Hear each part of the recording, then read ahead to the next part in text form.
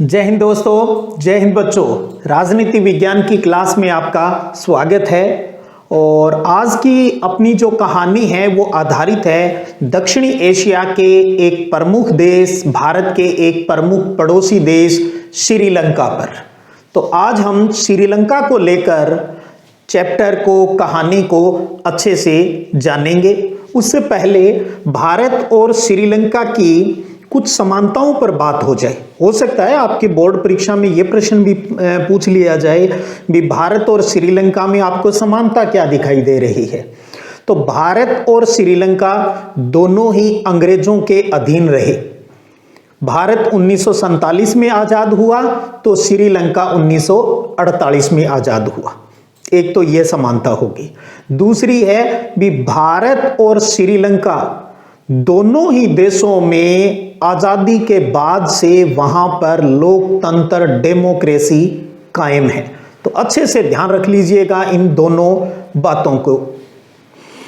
अब आता है भी श्रीलंका में जब न तो किसी प्रकार का सेना ने कोई हस्तक्षेप किया, न वहां पर किसी राजतंत्र ने प्रभावित किया, तो वहां किस प्रकार की समस्याएं आई उसको जानते हैं पहले। और साथ में ही हम बात कर ही चुके हैं 1948 में आजाद हुआ, लोकतंत्र यहां कायम है। और एक पुराना नाम और ध्यान रख लेना, श्रीलंका का जो पुराना नाम है वो सीलोन रहा। तो इसके अंदर श्रीलंका में रहा जातीय संघर्ष, यानी दो जातियों के बीच में लड़ाई। ये चुनौती श्रीलंका के सामने प्रमुख थी। एक तो वहां के जो मूल निवासी थे, बहुसंख्यक जो सिंहली जो समुदाय था, और एक अल्पसंख्यक तमिल समुदाय था। ये तमिल जो लोग हैं ये भारत से श्रीलंका गए हुए थे। तो इन दोनों के बीच के अंदर विवाद था और इसी को कहा जाता है श्रीलंका का जातीय संघर्ष। इनकी लड़ाई को समझना है अच्छे से। अब जो बहुसंख्यक सिंहली समाज के जो लोग थे वो ये कहते थे, भैया ये तमिल जो आए हैं ये बाहर से आए हैं, इनको आप ज्यादा छूट क्यों देते हो, क्यों ज्यादा तवज्जो यहाँ पर दी जा रही है। श्रीलंका तो सिंहली लोगों का है, आप इनको ज्यादा तवज्जो मत दो। वहीं जो तमिल थे ये एक क्षेत्र के अंदर अलग देश की मांग कर रहे थे भी श्रीलंका में हमारे लिए एक अलग देश है वो बना दिया जाए, और सिंहली इसका विरोध कर रहे थे। स्वाभाविक है इनका विरोध करना, क्योंकि सिंहली ही मूल रूप से वहां श्रीलंका के निवासी थे। ये तो बाहर से आकर और अलग देश की मांग करने लग गए, तो उनकी मांग भी जायज थी। तो सिंहली इसका विरोध कर रहे थे। तो जो उग्र जो तमिल लोग थे वो थोड़ा ज्यादा भड़क गए और उन्होंने अपना एक संगठन बना लिया, और उस संगठन का नाम था लिटे। आपको लिटे की फुल फॉर्म भी ध्यान रखनी है, लिबरेशन टाइगर्स ऑफ तमिल इलम। तमिल इलम यानी तमिल लोगों के लिए अलग देश, लिबरेशन टाइगर्स ऑफ तमिल इलम। ये एक संगठन बन गया श्रीलंका के अंदर जिसे शॉर्टकट कहा जाता है लिटे। इस लिटे का वहां श्रीलंका सेना के साथ है वो संघर्ष यानी लड़ाई है वो चलती रहती थी। और इसी लड़ाई से जीतते हुए लिटे वाले ने उत्तरी पूर्वी जो भाग था श्रीलंका का उसके ऊपर अपना जो नियंत्रण है वो भी स्थापित कर लिया। तो उन्हें लग रहा था अब तो हम बहुत जल्द इस इलाके को स्वतंत्र करा लेंगे और ये हमारा अलग से देश बन जाएगा। अब बात आती है भारत की। यहाँ पर भारत के अंदर जो तमिल लोग हैं, विशेषकर तमिलनाडु के जो लोग हैं, उन्होंने भारत सरकार पर दबाव बनाया, भाई वो हमारे ही लोग श्रीलंका गए हुए हैं, तमिल लोग जो गए हुए हैं, आप उनकी मदद क्यों नहीं करते, मदद करो भाई, उनकी मांग जायज है। अब सरकार भी, आपको पता है वोटों की राजनीति होती है, सरकार भी थोड़ा सा दबाव में थी, कहीं अपना ये तमिल लोगों का जो वोट बैंक है वो भारत से वो कहीं खिसक नहीं जाए। तो इसलिए भारत सरकार भी थोड़ा बहुत प्रयास है वो कर रही थी। तो और उस प्रयास करते करते ही 1987 में भारत सरकार ने जो सिंहली और जो तमिल समुदाय की जो जातीय संघर्ष का जो ये मुद्दा था श्रीलंका में, उसमें प्रत्यक्ष रूप से शामिल हो गया, डायरेक्ट रूप से। लो जी, अब ये तो आप समझ ही पा रहे हो भी भारतीय तमिल लोगों के दबाव से ही भारत सरकार ने 1987 में डायरेक्ट हस्तक्षेप है वो श्रीलंका के अंदर किया। और भारत और श्रीलंका के बीच एक समझौता हुआ और उस समझौते के तहत है भारतीय सेना वहां पर है भेजी गई। शांति सेना है वो वहां पर भेजी गई। इस उद्देश्य से भी श्रीलंका के अंदर ये लिटे का खात्मा करेंगे और वहां पर शांति जो स्थापित करेंगे, यानी जो संघर्ष जो चल रहा है उसको खत्म करेंगे। तो इस प्रकार आप देखिए भारत ने भी वहां पर हस्तक्षेप किया और भारतीय सेना है वो उन सिएली और तमिलों के जो जातीय संघर्ष था उस संघर्ष में जाकर फंस गई। और ये वो दौर है जब भारत के अंदर प्राइम मिनिस्टर थे उस टाइम राजीव गांधी की सरकार है उस टाइम देश के अंदर थी, कांग्रेस की सरकार थी। तो अब जब भारतीय सेना वहां गई तो श्रीलंका के जो आम जनता थी उनको भी बड़ा बुरा लगा, यार भारत तो हमारे आंतरिक मामलों के अंदर हस्तक्षेप कर रहा है, इसे ऐसा नहीं करना चाहिए। तो भारत ने भी सोचा यार ये तो अपनों ने पंगा ही ले लिया, काहे को अपने इनकी आपसी लड़ाई में अपने फंस गए, क्या करें, वोट चाहिए भाई। तो भारत ने 1989 में भारत सरकार ने बिना किसी वहां कोई कामयाबी के या संघर्ष को खत्म किए बगैर है अपनी जो शांति सेना है उसको वापस बुला लिया। वापस बुला के भारत ने तो एक बार यहां अपना पिंड छुड़ा लिया। लेकिन आप एक कहानी मैं यहां और भी बताना चाहूंगा, आपके सिलेबस में नहीं है लेकिन नॉलेज के लिए। 1989 में शांति सेना तो वापस बुला लिया, लेकिन जब भारतीय सेना वहां गई तो इसका मतलब इस लिटे के लोगों को नुकसान उन्होंने पहुंचाया है। जब लिटे को नुकसान पहुंचाया यानी तमिल लोगों को नुकसान पहुंचाया, कहां से सेना आई? भारत से सेना आई। वहां उनको भारत के अंदर आदेश किसने दिया? प्राइम मिनिस्टर ने दिया, राजीव गांधी ने। तो जो लिट्टे का जो प्रमुख था प्रभाकरण, उसको बड़ी नाराजगी हो गई भारत सरकार से, भैया ये राजीव गांधी ने जो किया है ना ये गलत किया है, मैं इसका बदला लूंगा। और आप सब जानते हो और लिट्टे ने बदला लिया। जब लोकसभा के चुनाव हो रहे थे 1991 में, तो 21 मई 1991 को तमिलनाडु के अंदर जब एक चुनाव प्रचार के अंदर राजीव गांधी तमिलनाडु आए थे तो वहां पर एक मानव बम के द्वारा इनकी हत्या है राजीव गांधी की वहां कर दी जाती है। और ये कार्य किसने किया? इस लिट्टे ने किया। किसके विरोध के स्वरूप किया? भी भारतीय सेना ने श्रीलंका में आकर हमें नुकसान क्यों पहुंचाया, हमारे साथ घोचेबाजी क्यों की, इसका बदला लेने के लिए। देखिए भारत ने कितना बड़ा नुकसान उठाया। और भारत को बाद में तो ये समझ आ गई थी भी हमें ये नहीं करना चाहिए था, हमने गलत किया। फिर बाद में वो पकड़े भी गए लिट्टे के कुछ लोग, बाद में उनको सजा भी हुई, लेकिन गांधी नेहरू परिवार के लोगों ने हालांकि उनको माफ कर दिया, लेकिन जो सजा है वो तो उनको पूरी करनी ही पड़ेगी। तो भारत ने 1989 में शांति सेना है वो वापस बुला ली। अब जो अंतर्राष्ट्रीय स्तर के ऊपर जो नॉर्वे और जो आइसलैंड जो देश है वहां के लोगों ने उनके बीच समझौता करवाने के लिए हस्तक्षेप किया और संघर्ष है वो चलता रहा।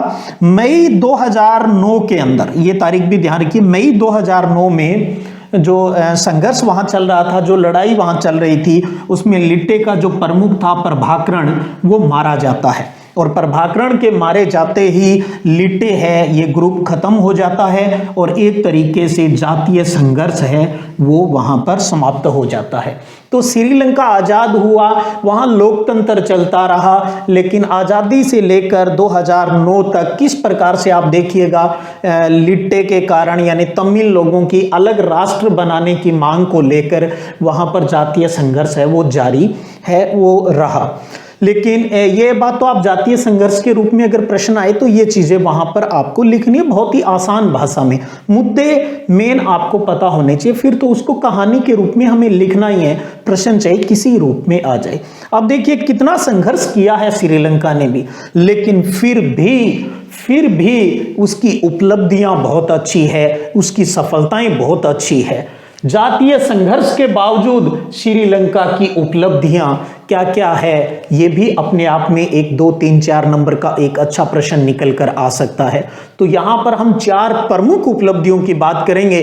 संघर्ष से भी जूझते रहे लेकिन अपने देश के अंदर बहुत सारे अच्छे काम भी श्रीलंका सरकार ने वहां पर किए, जिसमें पहला है कि विकासशील देशों के अंदर जनसंख्या वृद्धि दर को नियंत्रित करने वाला प्रथम देश है। यानी जो पॉपुलेशन जो ग्रोथ रेट है उसको कंट्रोल करने वाला विकासशील देशों में पहला देश कौन सा? श्रीलंका है। दूसरी उपलब्धि है कि दक्षिणी एशिया में सबसे पहले अर्थव्यवस्था का उदारीकरण करने वाला भी कौन है? श्रीलंका है। तीसरी उपलब्धि की बात करें तो दक्षिणी एशिया में श्रीलंका का प्रति व्यक्ति सकल घरेलू उत्पाद जो जीडीपी है वो सबसे ज्यादा है। ये बहुत बड़ी बातें हैं। चौथा है आंतरिक संघर्षों के बावजूद वहां पर लोकतंत्र जिंदा रहा, कायम रहा। तो दक्षिणी एशिया के दो देश भारत और श्रीलंका में लोकतंत्र कायम रहा, किसी और घोचेबाजी वहां पर नहीं हुई। जैसे हमने समझा भी पाकिस्तान में कभी लोकतंत्र होता है, कभी वहां सैन्य शासन आ जाता है, इसी प्रकार बांग्लादेश में कभी लोकतंत्र होता है, कभी सैन्य शासन आ जाता है, लेकिन भारत और श्रीलंका में आज दिन तक लोकतंत्र है वो कायम है, हमारा सिस्टम है वो जिंदा है और बहुत अच्छा है। तो ये संघर्ष के बावजूद श्रीलंका की उपलब्धियों की बातें हो गई। अब बात करते हैं भारत और श्रीलंका के संबंधों को लेकर। एक ही गड़बड़ हुई भारत से, वो 1987 में जब लिटे को लेकर हस्तक्षेप किया, हालांकि बाद में अकल आ गई थी भी हमें ऐसा नहीं करना चाहिए। तो वहीं से अपनी बात संबंधों को लेकर स्टार्ट करेंगे। पहला है कि दोनों देशों में जो तनाव है वो श्रीलंका का जातीय संघर्ष है, सिंहली और तमिल जो लोगों का जो विवाद रहा। 1987 के सैन्य हस्तक्षेप के बाद भारत ने श्रीलंका के आंतरिक मामलों में हस्तक्षेप नहीं किया, हालांकि पहले किया। क्यों किया आपको पता है, ये राजनीतिक दबाव होता है, जनता का दबाव था, वोट बैंक की राजनीति थी, तो हमने गलती से हस्तक्षेप कर लिया। दोनों के मध्य यानी भारत और श्रीलंका के मध्य है वो मुक्त व्यापार समझौता भी हुआ है ताकि अच्छे रिलेशन बने व्यापार के माध्यम से। और श्रीलंका में जब सुनामी यानी पानी के अंदर जो तूफान आता है वो सुनामी, श्रीलंका में सुनामी की तबाही में भारत ने खूब उसके विकास के अंदर जो मदद है वो की है। तो भारत और श्रीलंका के संबंध हैं वो बहुत अच्छे हैं। सिर्फ ये एक जातीय संघर्ष के अंदर जरूर हम थोड़े से उलझ गए, लेकिन दोनों देशों के बीच में बहुत ही अच्छे संबंध है। राजनीतिक ही नहीं, हम सांस्कृतिक रूप से भी हमारे जो संबंध है इस देश के साथ बहुत ही अच्छे हैं। तो ये था आज का अपना वीडियो सेशन जिसमें हमने श्रीलंका के जातीय संघर्ष को अच्छे से जाना। किन दो जातियों के बीच, सिंहली और तमिल के बीच हुआ। मुद्दा क्या था, अल्पसंख्यक जो तमिल जो भारत से आए थे वो अलग देश की मांग कर रहे थे। वही सिंहली कहाँ इसकी परमिशन देते, तो उन्होंने अपना एक संगठन बना लिया लिटे। फिर लिटे को सहयोग करने के लिए भारत से दबाव आया, भारत सरकार आ तो गई, सेना भी भेज दी क्योंकि श्रीलंका के साथ समझौता हुआ, आप इनको टिका दो, हम सब कुछ सही कर देंगे। इस उलझन में उलझते उलझते हमने हमारा प्रधानमंत्री खो दिया और मई 2009 में श्रीलंका भी जब उसका प्रमुख जो प्रभाकरण है वो मारा गया तो उनका भी इन चीजों से पिंड छूट गया, काफी शांति स्थापित है वो वहां पर हो गई। उपलब्धियों को जाना और भारत और श्रीलंका के संबंधों को भी हमने अच्छे से जाना है। उम्मीद करता हूं आप लाभान्वित हो रहे होंगे। कमेंट कीजिएगा ताकि मुझे पता चले। अब आप स्क्रीनशॉट ले लीजिएगा, अच्छे से अपनी कॉपी के अंदर नोट्स फॉर्म में इसको उतार लीजिएगा। बाकी नोट्स आपको टेलीग्राम चैनल सिद्धि विनायक संग्रिया के ऊपर उपलब्ध रहेंगे। चलिए, श्रीलंका की कहानी के बाद अब हम समझते हैं नेपाल की कहानी को। भी नेपाल के अंदर किस प्रकार राजतंत्र और लोकतंत्र है वो कायम रहा। नेपाल जो कि हमारा एक पड़ोसी देश, जो कि लैंड लॉक कंट्री है, स्थलबद्ध देश है, चारों तरफ से जमीनी देश ही लगते हैं, समुद्र की सीमा इसके यहाँ नहीं लगती है। पुराने समय से अगर बात करें तो यहाँ ये एक हिंदू राज्य था और नेपाल के अंदर संवैधानिक राजतंत्र रहा है लंबे टाइम तक। राजतंत्र यानी राजा का ही शासन रहा है। और राजा क्या करता था, जब वहाँ के लोग जब एक लोकतांत्रिक सरकार की स्थापना की कोशिश करते या जो प्रदर्शन करते, तो राजा ने उस चीज से निजात पाने के लिए क्या कर लिया, सेना की सहायता से वहाँ के शासन के ऊपर अपना नियंत्रण कर लिया। लो जी, अब कहाँ लोकतंत्र स्थापित होना था, जो भी गवर्नमेंट वहां बनती राजा उसको बर्खास्त कर देता, हटा देता। किसकी मदद से? सेना की मदद से। अपनी चौधर नहीं जाने दे रहा था। तो लोकतंत्र की स्थापना में ये बहुत बड़ी बाधा है वो रही।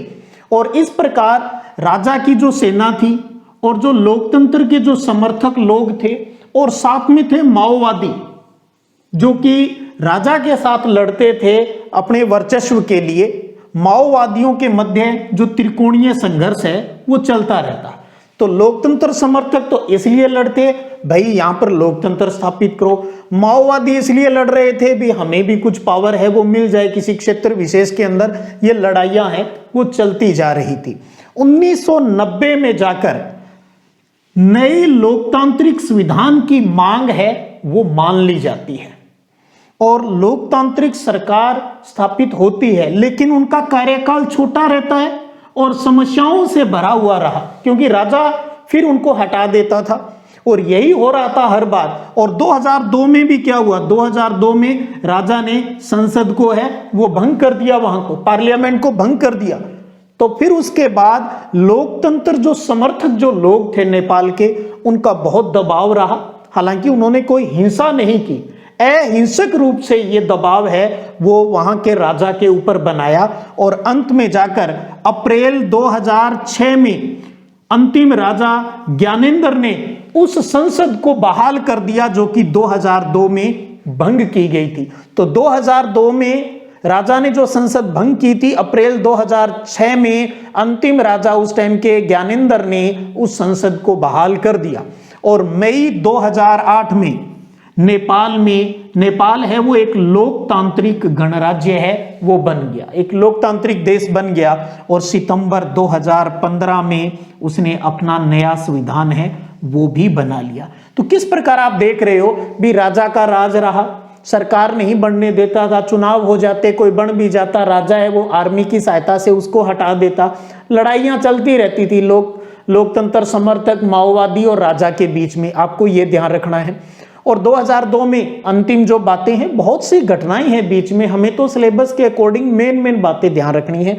2002 में राजा ने संसद भंग कर दी, अप्रैल 2006 में ज्ञानेंद्र ने संसद बहाल कर दी, मई 2008 में एक लोकतांत्रिक गणराज्य है वो बन गया, यानी राजतंत्र खत्म हो गया। नेपाल में राजतंत्र कब खत्म हुआ, 2008 में हुआ और 2015 में इन्होंने अपना नया संविधान है वो बना लिया। तो इस प्रकार से वहां राजतंत्र का खात्मा और लोकतंत्र की जो स्थापना है वो नेपाल में होती है। हालांकि रह कर अभी भी वहाँ वापिस राजतंत्र की स्थापना को लेकर फिर लोकतंत्र को लेकर जो छुटपुट बातें हैं वो अभी भी चलती रहती है वहाँ पर। तो ये नेपाल की आपको ये सामान्य सी बातें आपको ध्यान रखनी है भी यहाँ पर पहले राजतंत्र ही रहा। अब बात आ जाए हर पॉइंट की तरह, हर कहानी की तरह भी हमारा पड़ोसी है, हमसे ही अलग हुआ है, तो इसके साथ हमारे संबंध क्या है। तो यानी भारत नेपाल के संबंध की बात करें तो पहला पॉइंट तो यही बनता है इसमें, हमारे इसके साथ संबंध है वो बहुत ही मधुर है और दोनों देशों के बीच एक संधि हुई है और उस संधि के तहत इन दोनों देशों के लोग बिना किसी पासपोर्ट और वीजा के एक दूसरे देश में आ जा सकते हैं और वहां पर काम भी कर सकते हैं। और उसके अलावा व्यापार, वैज्ञानिक सहयोग, साझे जो प्राकृतिक संसाधन हैं, बिजली उत्पादन है, जल प्रबंधन के जो मसले हैं, उनके ऊपर दोनों देशों में सहयोगात्मक रवैया है। तो यानी कुल मिलाकर अगर कहें भारत और नेपाल के संबंध है अच्छे हैं। लेकिन अब वही बात है, अच्छे तो हैं लेकिन राजनीतिक दृष्टि से देखा जाए तो दोनों देशों के बीच में कुछ न कुछ समस्याएं तो होगी, उन्हीं को भी थोड़ा सा देख लें, कहीं परीक्षा में ऐसी बातें न पूछ लें भी भारत की नेपाल के साथ नाराजगी या अप्रसन्नता के कारण क्या हो सकते हैं। तो एक तो नेपाल और चीन जितने पास पास आते हैं ना, तो भारत के लिए ये सबसे बड़ी नाराजगी है। भाई तू चीन के साथ दोस्ती क्यों कर रहा है जब हम सब कुछ हर तरीके से तेरी मदद कर रहे हैं। तो एक तो ये नाराजगी है और एक है भी नेपाल है जो वहां भारत विरोधी जो तत्व है वहां जो पनप जाते हैं उनके खिलाफ है वो कोई कदम नहीं उठाता। तो भारत सरकार को इस बात से भी ऐतराज है, भैया हमारे ही खिलाफ वहां पर कोई रह रहा है, तू उसके मतलब उसके खिलाफ कार्रवाई क्यों नहीं करता है, एक ये है।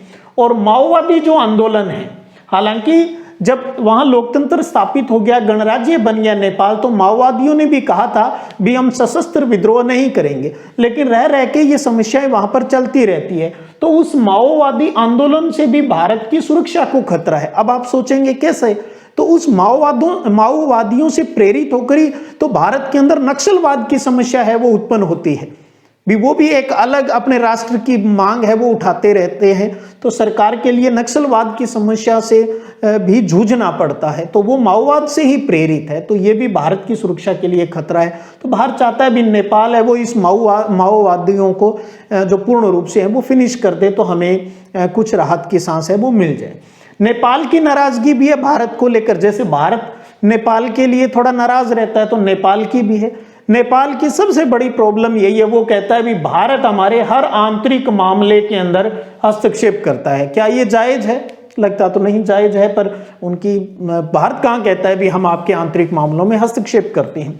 दूसरा जो नदी जल है या जो पन बिजली है उनका विवाद है, इन दोनों देशों के बीच चलता रहता है। पन बिजली यानी पानी से जो बिजली बनाते हैं, और भारत जो है वो नेपाल को समुद्र तक पहुंचने से रोकता है। वो नेपाल ये चाहता है भी भारत हमें मार्ग दे दे और हम समुद्र तक अपनी पहुंच बना ले, और भारत का ऐसा करने नहीं दे रहा है। तो ये भी इसकी नेपाल की अपनी एक समस्या है। तो अब आपने जाना भी नेपाल में किस प्रकार राजतंत्र और लोकतंत्र कायम हुआ, किस प्रकार के भारत के साथ उसके संबंध है। आप इसका स्क्रीनशॉट ले लीजिएगा और उसके बाद टॉपिक को आगे बढ़ाते हैं।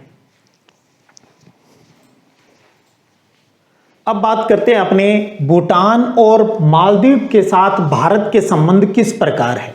यहाँ के लोकतंत्र के बारे में हम पहले ही इसके बारे में पढ़ चुके हैं।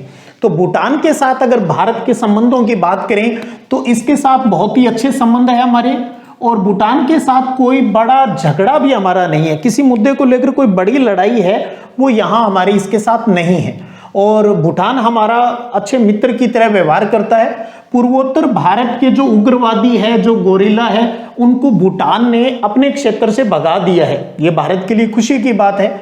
और भूटान की जो पन बिजली परियोजनाएं हैं, जो बड़ी बड़ी पानी से जो बिजली बनाने के जो प्रोजेक्ट हैं, उसमें भारत है वो काफी आर्थिक सहयोग है वो करता है।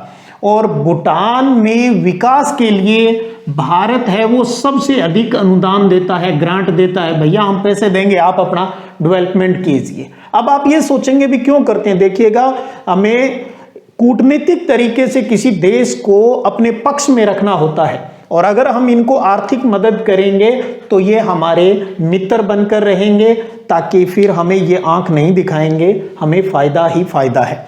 इसी प्रकार मालदीव एक छोटा द्वीपीय देश की अगर बात करें तो उसके साथ भी भारत के अच्छे संबंध है।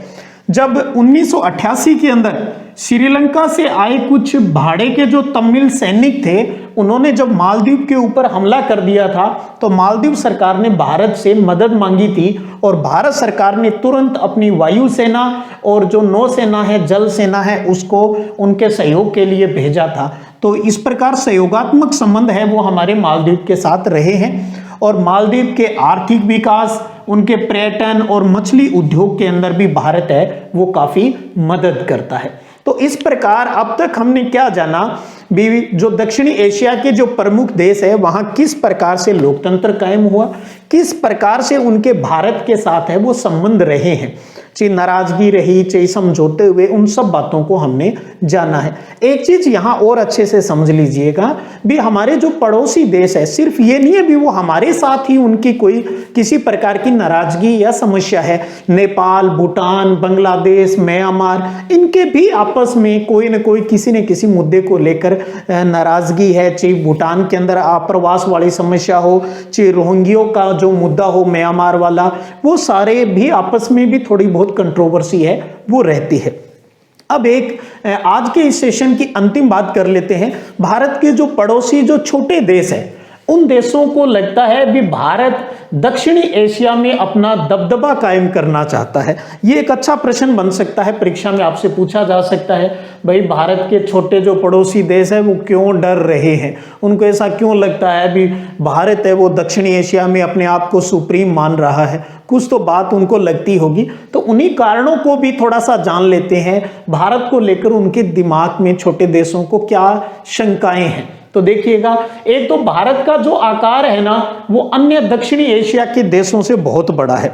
एक तो इस वजह से डरते हैं ये, यार बहुत बड़ा देश है, अपने तो बहुत छोटे हैं, तो आकार की विशालता की वजह से। दूसरा है कि भारत छोटे देशों से अधिक पावरफुल है, और अपना इफेक्ट रखता है, प्रभावशाली भी है। तो शक्तिशाली और प्रभावशाली है उन छोटे देशों से, एक ये उनके डर का कारण है। तीसरा है कि भारत अपनी सुरक्षा के लिए इन छोटे पड़ोसी देशों में राजनीतिक अस्थिरता पैदा नहीं होने देना चाहता, इसलिए वो कई बार थोड़ा सा इंटरनल मैटर पे कुछ बोल जाता है। कारण भी है, अगर वहां राजनीतिक अस्थिरता आएगी तो दूसरे जो देश हैं वो वहां पर आकर अपनी गोचेबाजी करेंगे, जिसका भारत को सुरक्षा की दृष्टि से नुकसान हो सकता है। तो इस वजह से भी छोटे देश डरते हैं, भी भारत क्यों हमारे हर आंतरिक काम में है, वो बोल जाता है। और चौथा कारण देखें तो दक्षिणी एशिया का जो भूगोल है, ज्योग्राफी ही ऐसा है भी भारत इसके मध्य में है और बाकी जो छोटे देश हैं वो इसकी सीमा के ऊपर स्थित हैं। तो इन वजह से भी दक्षिणी एशिया में भारत का जो दबदबा है वो थोड़ा ज्यादा रहता है। तो अब आप समझ गए होंगे भी छोटे देशों को क्यों लगता है भी दक्षिणी एशिया में भारत का दबदबा है वो ज्यादा है। तो इन वजह से है, भारत कहीं भी किसी के कार्यों में हस्तक्षेप नहीं करता। जैसे हमने एक चैप्टर पढ़ा था ना भी अमेरिकी वर्चस्व की बात की, इस चैप्टर को हमने दक्षिणी एशिया के अंदर, या इस चैप्टर का नाम हमने भारत का वर्चस्व ये तो नहीं रखा, इसी वजह से नहीं रखा क्योंकि भारत किसी शक्ति के माध्यम से किसी के कार्यों में बड़ा हस्तक्षेप है वो नहीं करता। भारत सिर्फ उतना ही करता है भी उसकी अस्मिता को, उसके ऊपर किसी प्रकार का कोई नुकसान है वो नहीं हो। हम किसी के कार्य में अमेरिका की तरह कोई हस्तक्षेप नहीं करते। हमारा एक ही है, जियो और जीने दो के सिद्धांत पर हम कायम हैं। तो ये था अपना आज का वीडियो सेशन, आनंद लीजिएगा। उम्मीद करता हूं बहुत लाभान्वित हो रहे होंगे। स्क्रीनशॉट लीजिए, नोट्स फॉर्म में उतारिएगा, बहुत अच्छे क्वेश्चन भी हैं। चलिएगा फिर बात करेंगे सारक को लेकर, साफ्टा को लेकर अगले वीडियो सेशन में। तब तक जय हिंद, जय भारत।